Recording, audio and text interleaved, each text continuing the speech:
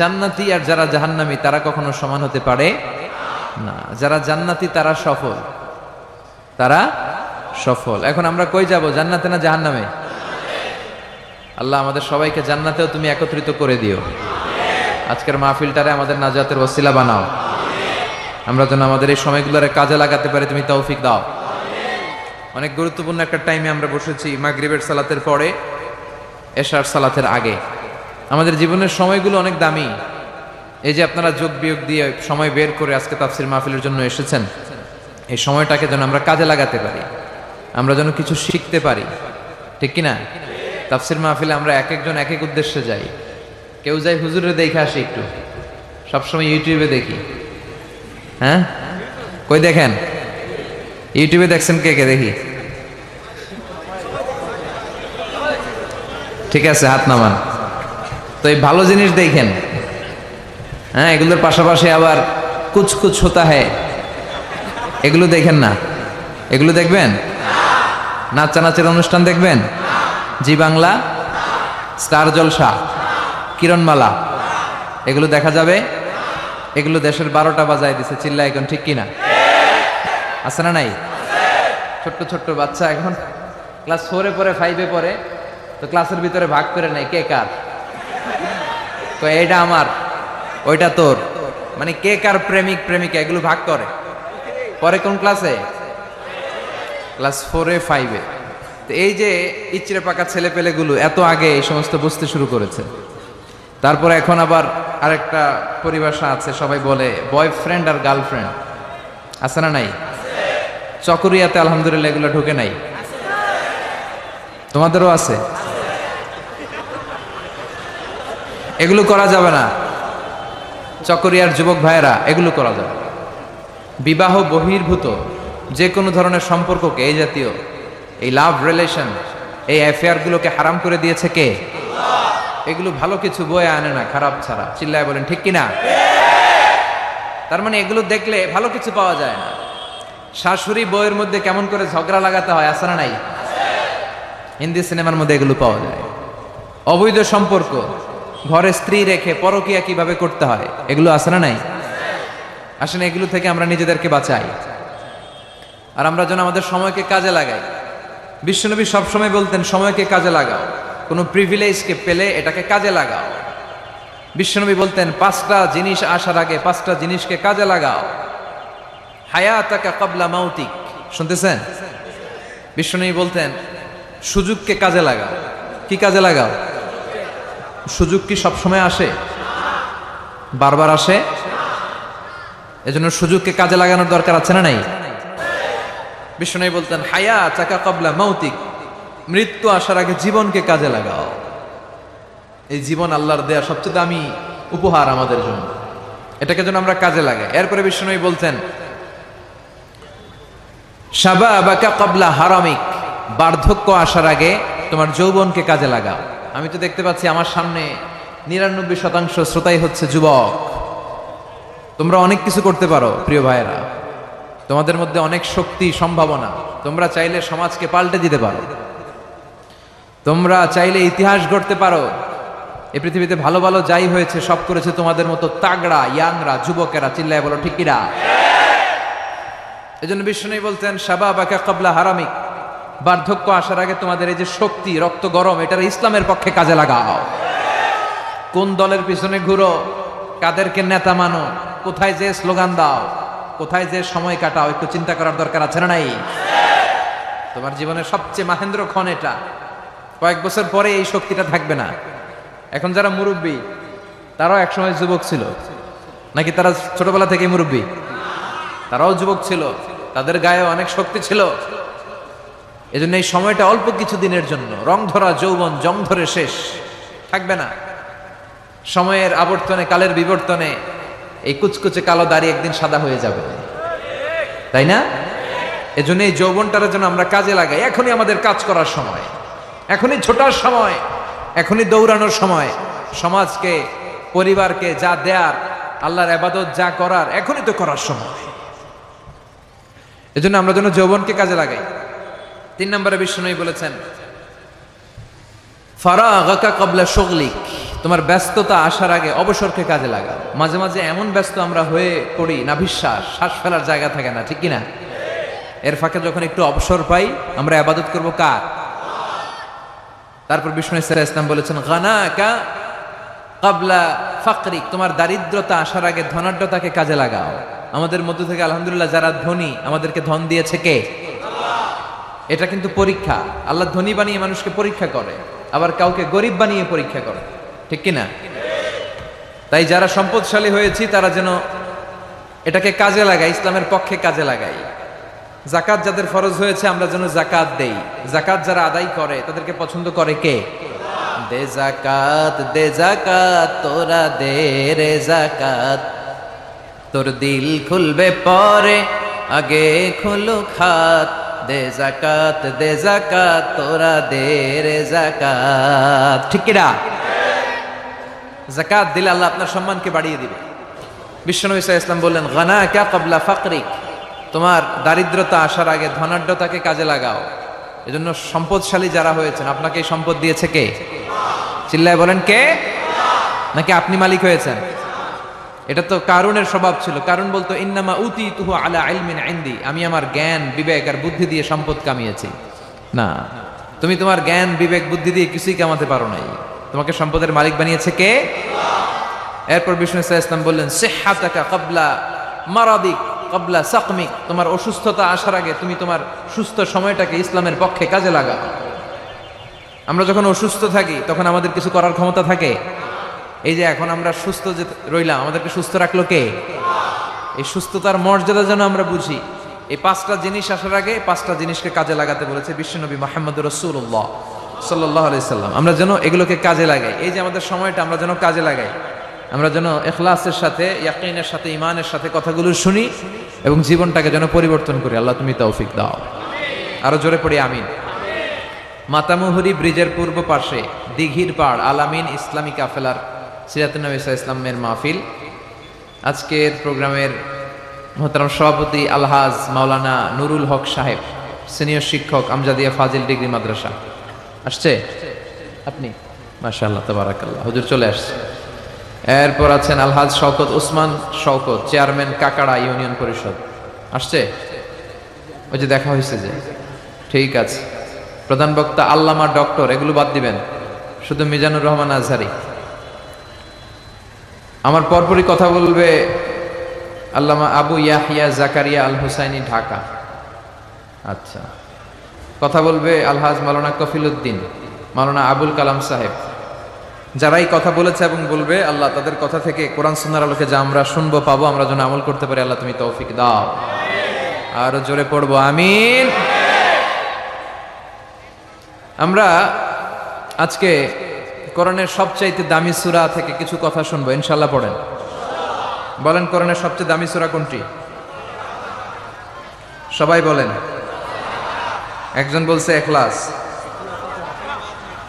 আর আপনারা সূরা ফাতিহা, আপনারা বাকারা, ওইদিকে ফাতিহা, পিছনে দলাদলি দেখছেন? হ্যাঁ, আসলে সবচেয়ে দামি সূরা কোনটা আপনার? হ্যাঁ বলেন, কোন সূরা ছাড়া নামাজ হবে না? বাইতুল মুকাররমের ইমাম সাহেব যদি পড়ে সূরা ফাতিহা ছাড়া? কাবা ঘরের ইমাম শাইখ আব্দুর রহমান আস-সুদাই সূরা ফাতিহা ছাড়া নামাজ পড়ছে, হবে? এমনকি বিশ্বনবী নিজেও যদি সূরা ফাতিহা ছাড়া নামাজ পড়ে, ওই নামাজটা হবে? হবে না। কারণ বিশ্বনবী নিজেই বলেছেন, লা সালাতা লিমান লাম ইয়াকরা বিফাতিহাতিল কিতাব, যে ব্যক্তি সূরা ফাতিহা সালাতে পড়ে না তার সালাত হয় না। বিশ্বনবী বলেছেন এটা হচ্ছে আফদালুস সুয়ার, আযমুস সুয়ার, বুখারীর বর্ণনা, আযমুস সুয়ার মিনাল কুরআনিল কারীম, কোরআনের সবচাইতে দামি সূরা। যে সূরা ছাড়া নামাজ হয় না, সূরাটার নাম মুখস্থ আছে না সবার? নাই কার কার দেখি? আমি কই নাই কার কার? একজন হাত তুলে কয় আছে। সবার মুখস্থ আছে না? আলহামদুলিল্লাহ। অনেক হিন্দু ভাইদেরও মুখস্থ, অনেক হিন্দু ভাইরাও সূরা ফাতিহা পড়ে, জানেন? আল্লাহ তাদের হৃদয়ের ভিতরেও তুমি ইমানের নূর দিয়ে হৃদয়টাকে নুরানি করো। এটা আমাদের রেসপন্সিবিলিটি। আমরা মুসলমানরা যদি আমাদের ইসলামের সঠিক কথা বার্তা মেসেজগুলো ঠিকমতো পালন করতাম, এই দেশে কোনো হিন্দু থাকতে পারতো না। সব ইসলামের সৌন্দর্য, ভালোবাসা, ইসলামের ভিতরে ঢুকলেই লাভ, এই লাভ দেখা সব কালেমা পড়ে মুসলমান হয়ে যেত, ঠিক কিনা? কারণ আমরা নিজেরাই তো মানি না, নিজেদের মধ্যে কিলাকিলি আছে না নাই? তো এগুলো দেখে হিন্দুরা ভাবে আমরা যে ধর্ম পালন করি এটাই ভালো। এজন্য আমরা আমাদের ধর্মকে, আমাদের বিশ্বাস, আমাদের ধর্ম বিশ্বাসকে যেন আমরা রিপ্রেজেন্ট করতে পারি সুন্দরভাবে, সহজভাবে। খেয়াল রাখবেন, আদ-দীন ইউসরুন লা উসরা ফি, দিন হচ্ছে সহজ, এর মধ্যে কাঠিন্যতা নেই।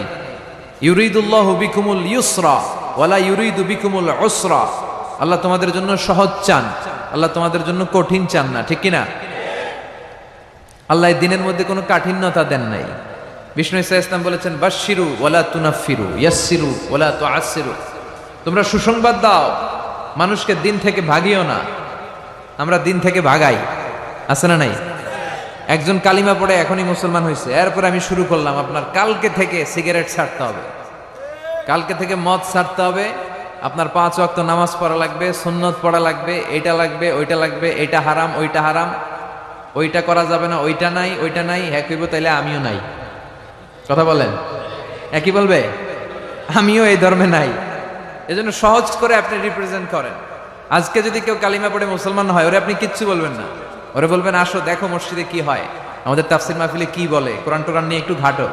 এরপর আস্তে আস্তে তারা সালাতে নিয়ে যাবেন, 1-2 একটা করে নিতে নিতে রমাদানে আসলে ইফতারি করাবেন আগে, এরপরে রোজার দাওয়াত দিবেন। ধীরে ধীরে সে ইসলামের ভেতরে ঢুকবে, গ্রাজুয়ালি। আল্লাহ কোনো কিছু হুট করে চাপায় দেয় না, এই আল্লাহর সুন্নতটাই আমরা ভুলে যাই।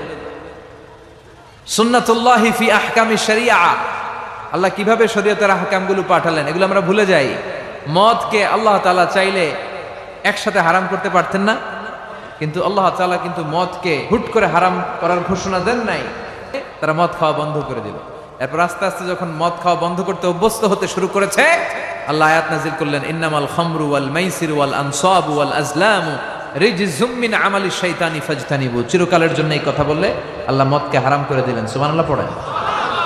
দেখেন কিভাবে আস্তে আস্তে, গ্রাজুয়ালি। এটাই বুঝতে চায় না অনেকে। এটা আমাদের আস্তে আস্তে যে করতে হবে, পরিবর্তনটা যে আস্তে আস্তে হবে। আগে তো হৃদয়ে জায়গা করে নেবেন মানুষের, আগে মানুষের কোথায় ঢুকতে হবে? হৃদয়ে জায়গা করে নেন। তারপর ঠিকই মানুষের একটা আত্মবিশ্বাস আপনার উপর তৈরি হবে, আস্থার জায়গা তৈরি হবে, তখন আপনি মানুষকে গাইড করতে পারবেন। শুরুতে কয় হারাম, শুরুতে কি কয়? হারাম। মানুষকে ভয় দেখায়, বিশ্বনবী নিষেধ করেছেন, ভয় দেখাবা না, খবরদার। বাশশিরু, সুসংবাদ দাও, জান্নাতের সুসংবাদ দাও, ক্ষমার সুসংবাদ দাও। আল্লাহ মহান, আল্লাহ দয়ালু।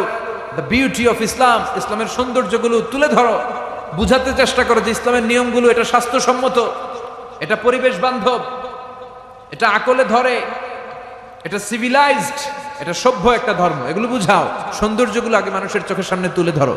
অটোমেটিক্যালি মানুষ ইসলামের রাস্তায় চলে আসবে। চিৎকার করে বলেন ঠিক কিনা? আর শুরুই যদি করেন হারাম দিয়া, শুরুতেই কয়ে দিলাম হারাম, কেউ শুনবে? এজন্য আমরা যেন ইসলামকে সহজ ভাবে, ইসলাম যেভাবে এসেছে সহজ পদ্ধতিতে, এইভাবে যেন মানুষের কাছে পৌঁছে দিতে পারি, তাহলে মানুষ রিসিভ করতে পারবে সহজে। আল্লাহ তুমি বুঝার তৌফিক দান করো। তাহলে কোরআনের সবচেয়ে দামি সূরার নাম, আরো জোরে বলেন, সূরাতুল ফাতিহা। আউয়ালুস সুওয়ার নাযালা কামিলান, কোরআনের সর্বপ্রথম যেই সূরাটা পূর্ণাঙ্গভাবে একসাথে নাজিল হয়েছে সেটার নাম হচ্ছে সূরাতুল ফাতিহা। এর আগে কোন সূরা পরিপূর্ণভাবে একসাথে নাজিল হয় নাই। 5 আয়াত, 2 আয়াত, 3 আয়াত, পরে বিশ্বনবী এগুলো মিলাই নিছে। সুবহানাল্লাহ পড়েন। আমরা কত সহজে কোরআন পেয়ে গেলাম। বিশ্বনবী যখন কোরআনের আয়াতগুলো আসতো, তিনি পড়তে পড়তে পড়তে পড়তে মুখ দিয়ে ফেনা তুলে ফেলতেন।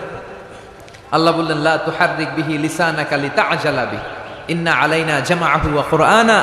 ও নবী, কোরআন পড়ার জন্য এত পেরেশান হবেন না। জিবরাইল এসে যখন পড়ে যায়, আপনি সিম্পলি ওনার সাথে সাথে একবার পড়েন। এই কোরআনকে আপনার হৃদয়ে ঢুকায় দেওয়ার, হেফজ করায় দেওয়ার, আপনার সিনায় রেখে দেওয়ার দায়িত্ব কার? এরপর থেকে বিষ্ণু ইসলাম আর তাড়াহুড়ো করতেন না, সিম্পলি একবার পড়তেন, অটোমেটিক্যালি মুখস্থ হয়ে যেত। সুবহানাল্লাহ পড়েন। তাহলে কোরআনের সবচেয়ে দামি সূরার নাম, সবাই বলেন কি নাম? সূরাতুল ফাতিহা। এটাকে বলা হয় প্রিফেস অফ দ্য বুক, মানে কোরআনের ভূমিকা।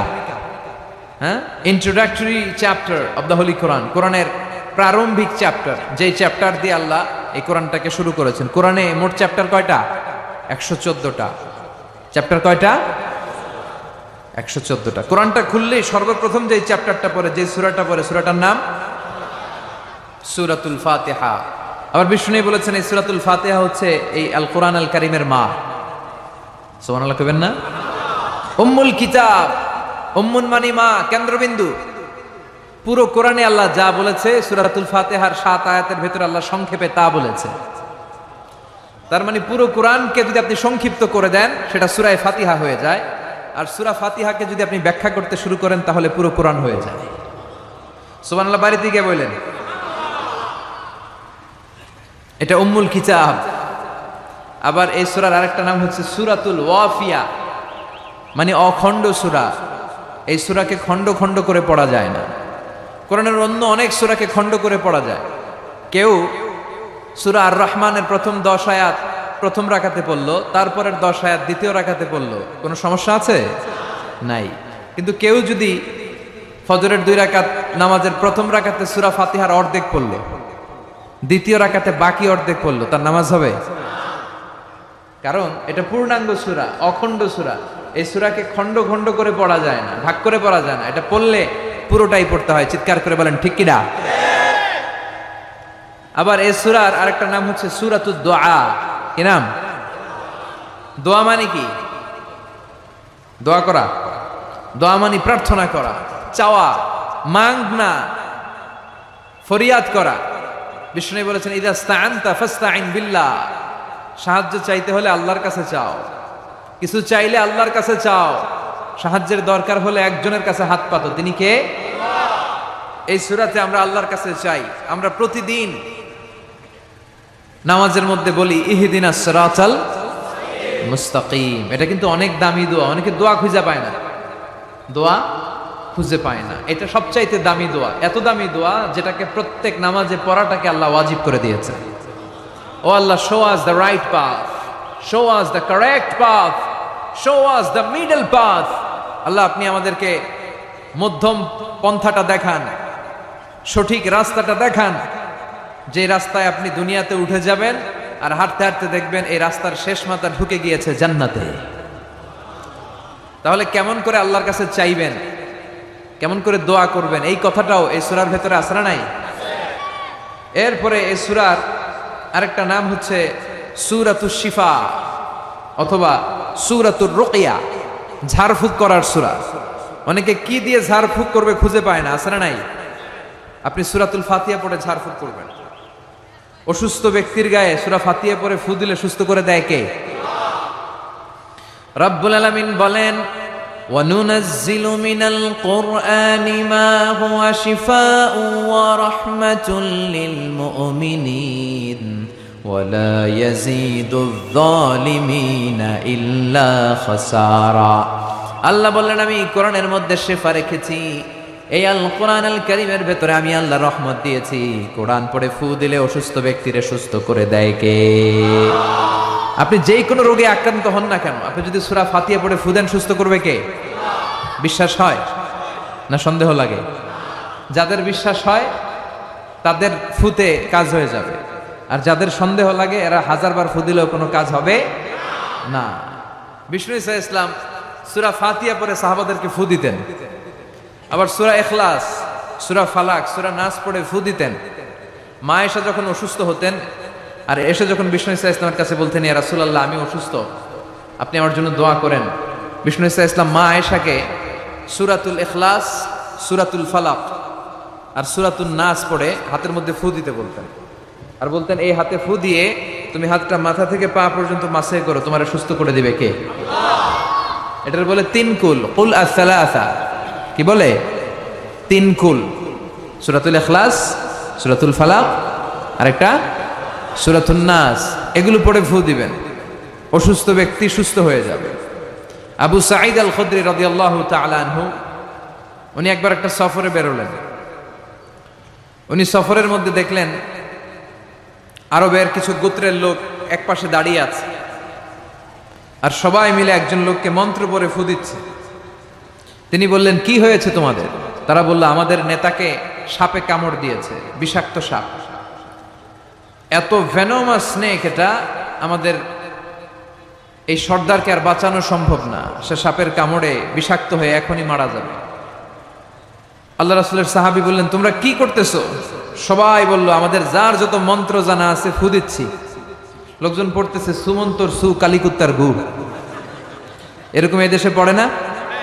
হ্যাঁ, তো এগুলোতে কেউ সুস্থ হয়? কথা বলেন। আল্লাহ রাসূলের সাহাবী বললেন, কোনো মন্ত্রতন্ত্রে কাজ হবে না, আমার কাছে এমন এক জিনিস জানা আছে যেটা পড়ে আমি ফু দিব, সুস্থ করে দিবে কে? আবু সাঈদ আল খুদরি রাদিয়াল্লাহু তাআলা আনহু গেলেন, সবাইকে সরিয়ে তিনি সূরা ফাতিহা পড়লেন। উনি এর আগে জীবনে কখনো রুকিয়া করে নাই, এই ঝাড়ফুঁক করে নাই, এই প্রথম অন টেস্ট। কি করতেছে? অন টেস্ট করতেছে। উনি সূরা ফাতিহা পড়ে ফু দেওয়ার সাথে সাথে মুহূর্তের মধ্যে অসুস্থ ব্যক্তিটা সুস্থ হয়ে যায়।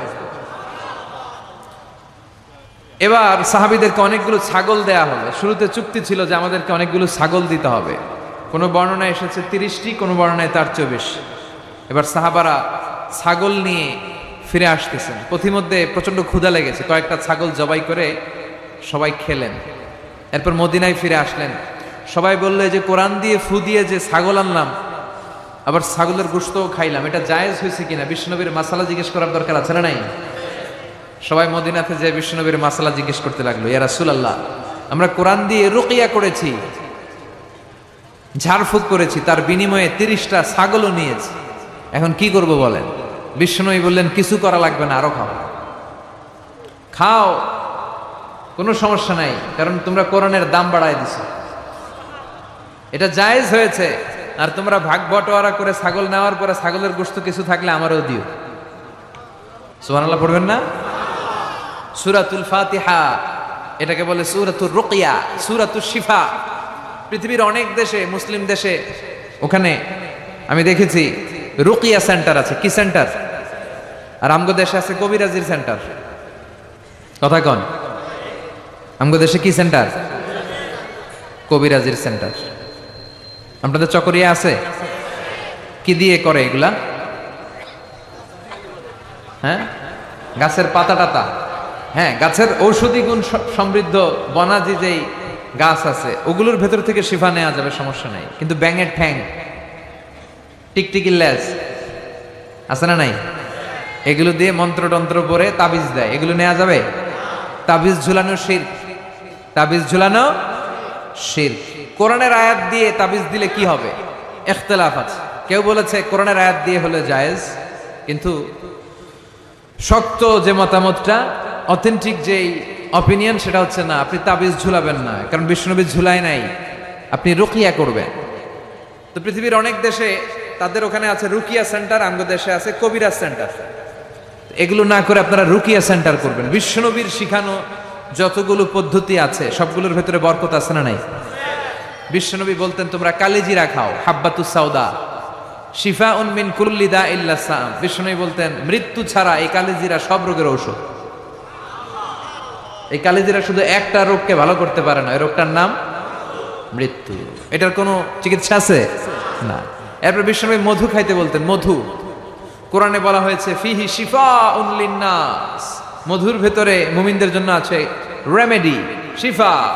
আপনি মধু খাবেন, আপনারা সুস্থ করে দিবে কে? তো এজন্য বিশ্বনবীর শেখানো সবগুলো জিনিসের ভেতরে বারাকা। বিশ্বনবী সিঙ্গা লাগাতেন। কি লাগাতেন? আরবিতে এটাকে বলে হেজামা। পৃথিবীর অনেক দেশে হেজামা সেন্টার আছে। কি সেন্টার? হিজামা সেন্টার। এই কাপিং বলে এটাকে, প্লাস্টিকের কাপিং লাগায়, দেহের ভেতরে যে দূষিত রক্তগুলো আছে, যেখানে পেইন হয়, ব্যথা হয়, টেনে এই দূষিত রক্তটা বের করে দিবে আর আপনারা সুস্থ করে দিবে কে? বিশ্বনবী এই কাপিং করতেন। আমাদের বাংলাদেশে অনেক ওই যে সাপের খেলা দেখায় যে মহিলারা, এরাও এগুলা করে উল্টা পাল্টা। এরা গান বানায়, কয় পক্ষ আয় যোক্ষ আয়, সিঙ্গা লাগায়, সাপের খেলা দেখায়, আছে না নাই? এই সাপের খেলা দেখাবে, পক্ষ আয় যোক্ষ আয় বলবে, আসলে কিছু বের করতে পারে না। বিশ্বনবীর শিখানো যতগুলো পদ্ধতি আছে আমরা সেগুলো মানবো, ওগুলোর ভেতরে বরকত দিয়েছে কে? এখন গোটা বিশ্বের বিভিন্ন জায়গায় বিশ্বনবীর এই হেজামা, সিঙ্গা লাগানোটা, এটা ল্যাবরেটরিক্যালি প্রুভড হয়েছে যেটা স্বাস্থ্যকর। এবং আমি দেখলাম গত বিশ্বকাপে একজন ফুটবলার তারকা, সে তার দেহের অনেক জায়গায় সিঙ্গা লাগিয়েছে। আলহামদুলিল্লাহ পড়েন। তার মানে ইউরোপ, আমেরিকায়, গোটা বিশ্বে বিশ্বনবীর এই সুন্নাহগুলো ছড়াই দিচ্ছে কে? ওয়ালা বাইতা ওয়াবার ওয়ালা মাদার ইল্লা আদখালাহুল্লাহু হাযা দ্বীন। আল্লাহর ওয়াদা, আল্লাহ বলেছেন নবী এই পৃথিবীতে এমন কোনো জঙ্গল থাকবে না, মরুভূমি থাকবে না, এমন কোনো ঘর থাকবে না, বাড়ি থাকবে না, এমন কোনো পাহাড় থাকবে না, এমন কোনো জায়গা থাকবে না যে জায়গায় আমি কালেমার কথা আর ইসলামের কথাকে পৌঁছায় দেব না। প্রতিটা জায়গায় ইসলামের কথাকে পৌঁছায় দিবে কে? কালেমার বাণীকে পৌঁছে দিবে কে?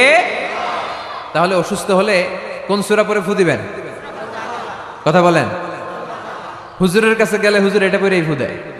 আমাদের কাছে আসলে আমরা কি বানায় বানায় কিছু পড়তে পারবো না? আমরাও সূরা ফাতিহা পড়েই ফু দেই। তা আপনিও সূরা ফাতিহা পড়ে ফু দিবেন। আর আব্বা আম্মার কাছে দোয়া চাইবেন বেশি। কার কাছে? মায়ের দোয়া আল্লাহ কোনোদিন ফিরায় দেয়? কথা বলেন।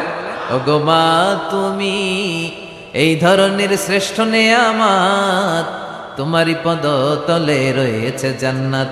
ওগো মা তুমি এই ধরনের শ্রেষ্ঠ নেয়ামত, তোমারই পদ তলে রয়েছে জান্নাত। আলহামদুলিল্লাহ পড়েন। সালাসু দাওয়াতিন মুস্তাজাবা, 3 ব্যক্তির দোয়া আল্লাহ ফিরায় না। এক হচ্ছে মুসাফিরের দোয়া, 2 হচ্ছে মজলুমের দোয়া, 3 হচ্ছে মায়ের দোয়া, বাবার দোয়া, ছেলে মেয়েদের জন্য হাত তুলে দোয়া করতে দেরি, ওই দোয়া কবুল হতে দেরি হয়। এজন্য মায়ের কাছে দোয়া চাইবেন তো, বাবার কাছে।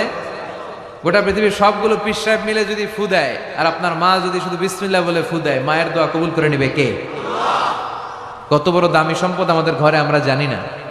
বিষ্ণু বলেছেন কিয়ামতের একটা আলামত হচ্ছে কিয়ামতের আগ দিয়ে বিয়ের পর ছেলেগুলো মাকে ভুলে যাবে আর বউয়ের অন্যার পিছনে খালি ছুটবে, দৌড়াবে। বউ পাগলা, মারে ভুলা যায়। আছে না নাই? চকরিয়াতে মাশাআল্লাহ এগুলা নাই কি? বেশি? সর্বনাশ। যুবক ভাইরা এগুলো করবা না। আব্বা আম্মার কাছ থেকে দোয়া নিবা। খেয়াল রাখবেন, আপনি যত নামাজ পড়েন, আপনি যত রোজা করেন, আপনি যত ইবাদত করেন, আপনি যত হজ করেন, যত দান করেন, আপনার আব্বা আর আপনার আম্মা যদি আপনার উপরে নাখোশ থাকে, আপনার ইবাদত আপনারে বাঁচাতে পারবে না। আপনি সেজদা দিতে দিতে কপালে দাগ ফেলেছেন, এই কালো দাগে আপনার কিছু করে দিতে পারবে না যদি আব্বা আম্মা আপনার বিরুদ্ধে আল্লাহর কাছে নালিশ করে। এজন্য আব্বা আম্মার কাছ থেকে দোয়া নিতে রাজি আছেন তো? আর অসুস্থ হলে কি পড়ে ফু দিবেন? সবাই বলেন, মনে থাকবে? পেটে ব্যথা, মাথায় ব্যথা, ডায়াবেটিক্স, গ্যাস্ট্রিক, আলসার, সবাই বলেন কোন সূরা? হ্যাঁ, প্যারাসিটামল 3 বেলার মতো। সব রোগের জন্য কোন সূরা? চিল্লায় বলতে হবে কোন সূরা? ফাতিহা। আর যদি জিন ভূত ধরে তাহলে পড়বেন আয়াতুল কুরসি। জিন ভূত ধরে না মাঝে মাঝে, জিন আসর করে, এটা অদৃশ্য একটা প্রাণী। জিসমুন নারিয়ুন ইয়াতাশাক্কালু বিআশকালিন মুখতালিফা, আগুনের তৈরি একটা সৃষ্টি, তারা চাইলে যে কোনো আকৃতি নিতে পারে। এই জিনেরা এসে বিশ্বনবীর কাছে কালিমা পড়ে একদল জিন মুসলমান হয়েছে। বিশ্বনবীর কণ্ঠের সুমধুর তেলাওয়াত শুনে একদল জিন বলেছে, আর ওই কথাটা আল্লাহ কোরআনে কোট করেছে, ইন্না সামি'না কুরআনান আজাবা ইয়াহদি ইলার রুশদি ফাআমান্না বিহি। আমরা কি আজীব কোরআনের তেলাওয়াত শুনলাম, যে কোরআন মানুষকে হেদায়েতের পথ দেখায়।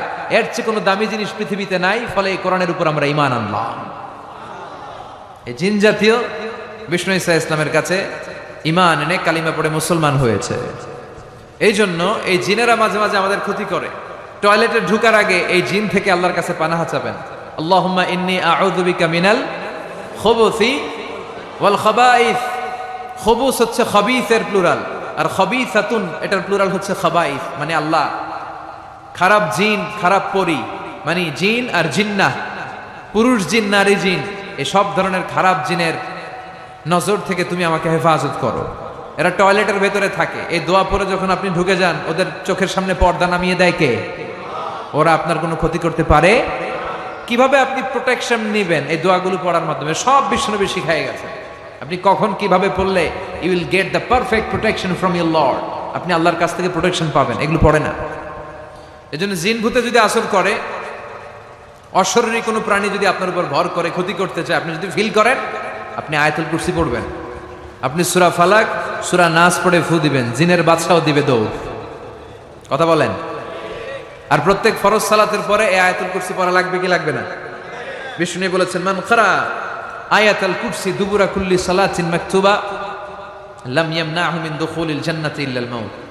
প্রত্যেক ফরজ সালাতের পরে যে একবার আয়াতুল কুরসি পড়ে তার জান্নাতে যাওয়ার ক্ষেত্রে আর কোনো বাধা থাকে না, একটা জিনিস ছাড়া, সেটা হচ্ছে তার মরণ। লোকটা মরে না তাই জান্নাতে ঢুকে না, মরলেই জান্নাতে ঢুকবে। সুবহানাল্লাহ, আসতে পড়েন। ওরে আল্লাহ, ইদানিং অনেক লম্বা লম্বা চিঠি দেয় অনেকে, মনের সব আকুতি মিনতি হুজুরের কাছে ঝেড়ে প্রকাশ করে। আমার একটা পেজ আছে, ফেসবুক পেজ, তো ওখানেও লম্বা লম্বা চিঠি দেয়, এত বড় বড় চিঠি, জীবনের সব দুঃখ কষ্ট আজহারি ভাইয়ের কাছে বলে ফেলায়। তো আল্লাহ তাদেরকে কবুল করুক, যারা ইসলামিকলি সলিউশন চায়, যারা অন্যদিকে না যে কোরআনে কি আছে সুন্নায় কি আছে ওইভাবে সাজেশন চায়, আল্লাহ তাদের সবাইকে তুমি কবুল করো। তাহলে আমরা অসুস্থ হলে সূরাতুল ফাতিহা পড়বো, ঠিক কিনা? এই সূরার আরেকটা নাম দিয়েছেন বিশ্বনবী, সেটা হচ্ছে সাবউল মাসানি। কি নাম?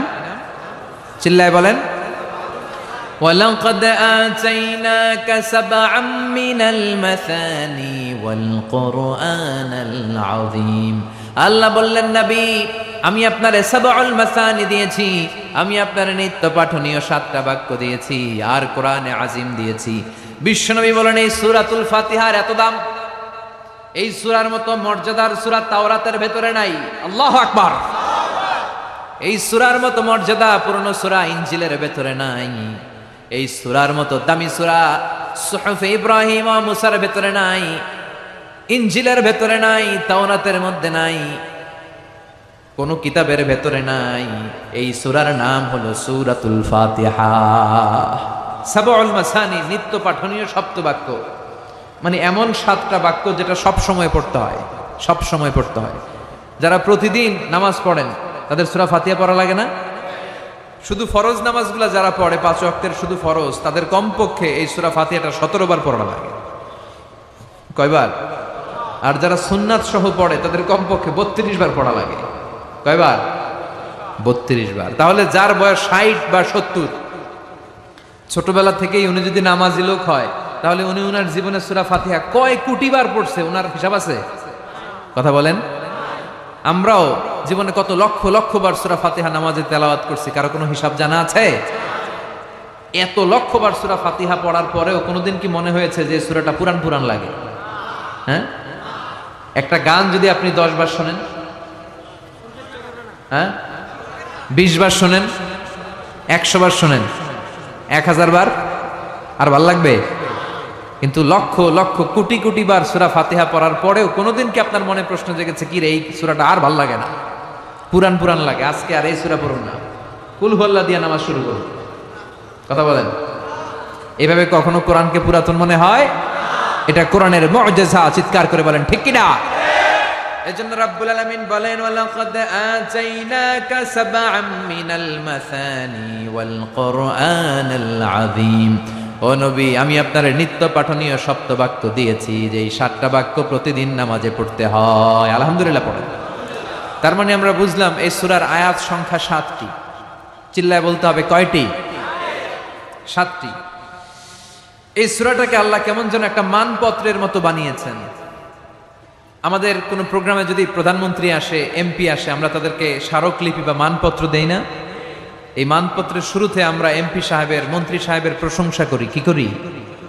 প্রথমে প্রশংসা করি, এরপরে নিজেদের পরিচয় দেই যে আমরা কারা, আর সবশেষে আমরা আমাদের দাবি দাওয়া পেশ করি। ঠিক কিনা?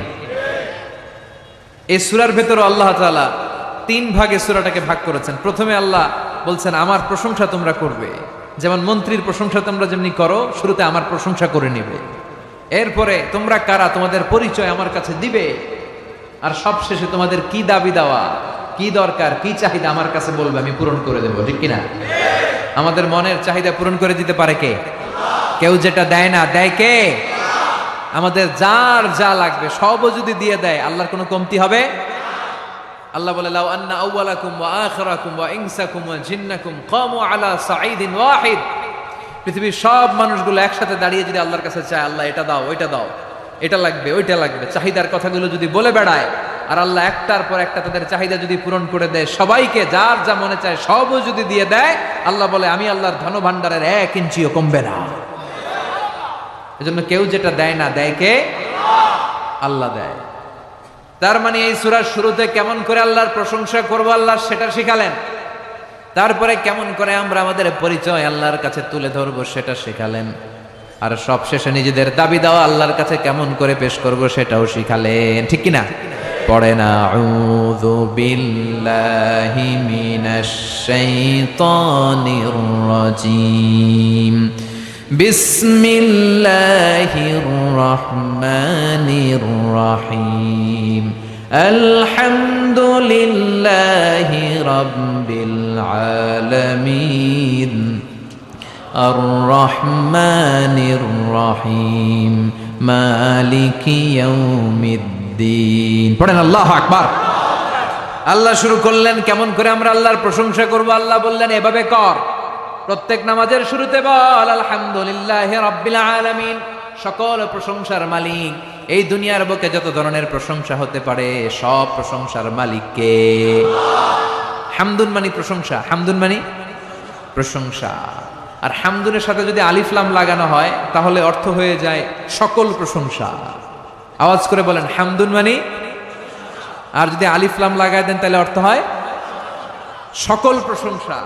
প্রশংসা যত ধরনের হতে পারে, যত ডিজাইনের হতে পারে, যত স্টাইলের হতে পারে, যত কিসিমের হতে পারে, সকল প্রশংসার মালিক কে? প্রশংসা হয় সুন্দরের, প্রশংসা হয় কার? যেটা অসুন্দর, কুৎসিত, খারাপ দেখা যায় ওইটার প্রশংসা হয়। প্রশংসা হয় কিসের? আর সবচেয়ে সুন্দর কে?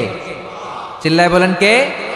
দুনিয়া সুন্দর, মানুষ সুন্দর, আসমান সুন্দর, জমিন সুন্দর, সুন্দরে সুন্দরে পাল্লা, জানি না কত সুন্দর তুমি আল্লাহ, জানি না কত সুন্দর তুমি আল্লাহ।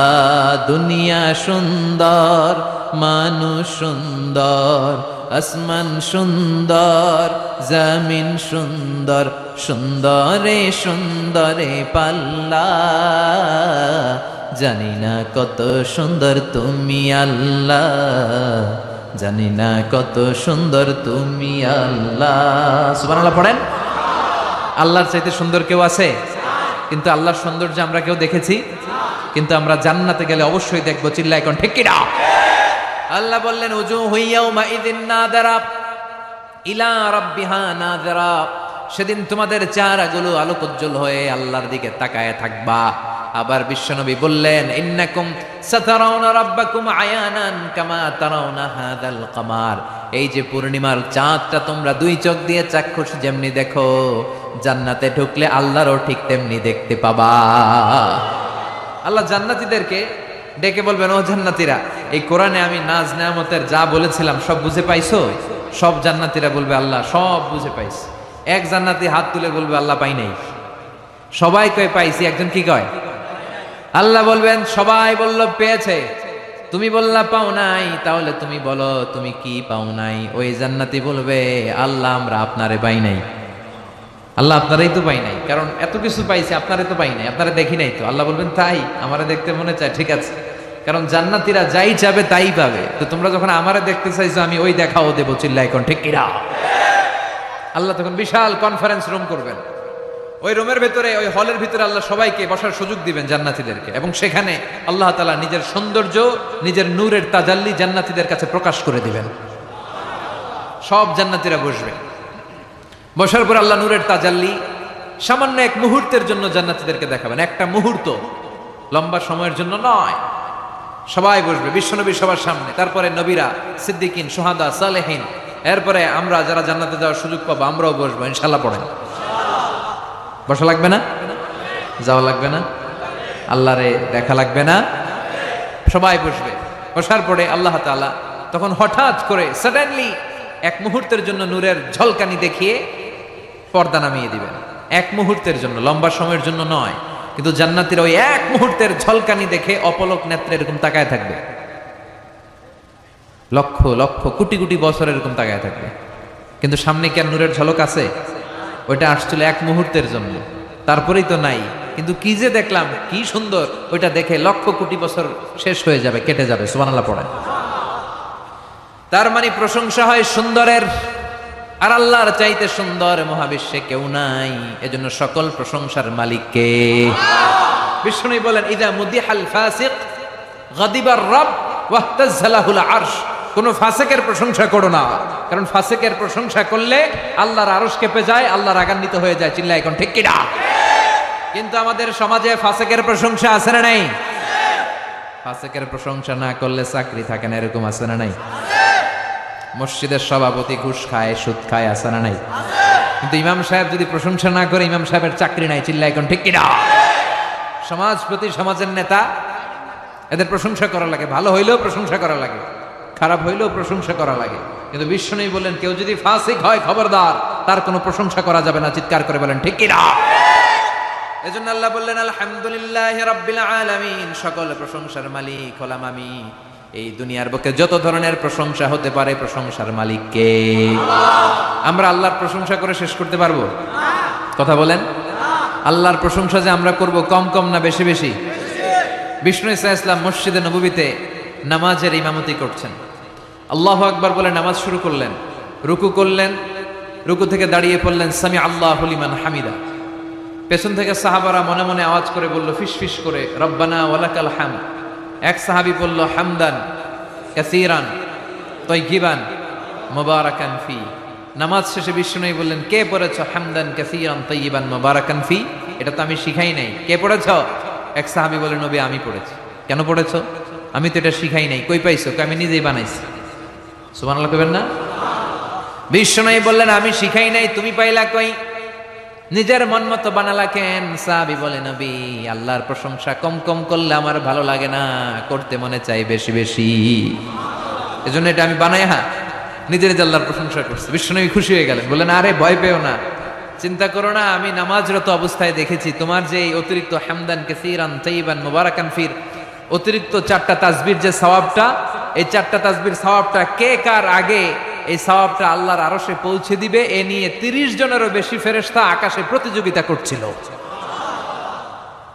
তাহলে আল্লাহর প্রশংসা আমরা করব কম কম না বেশি বেশি? সকল প্রশংসার মালিক কে? আল্লাহর সবচেয়ে বেশি প্রশংসা করেছে কে? বিশ্বনবী মুহাম্মদ সাল্লাল্লাহু আলাইহি ওয়াসাল্লাম। এজন্য ওনার নামের ভেতরেও প্রশংসার শব্দ আছে না নাই? আলহামদু এসেছে হা মিম দাল থেকে। বিশ্বনবীর নামের ভেতরে এই হা মিম দাল আছে না নাই?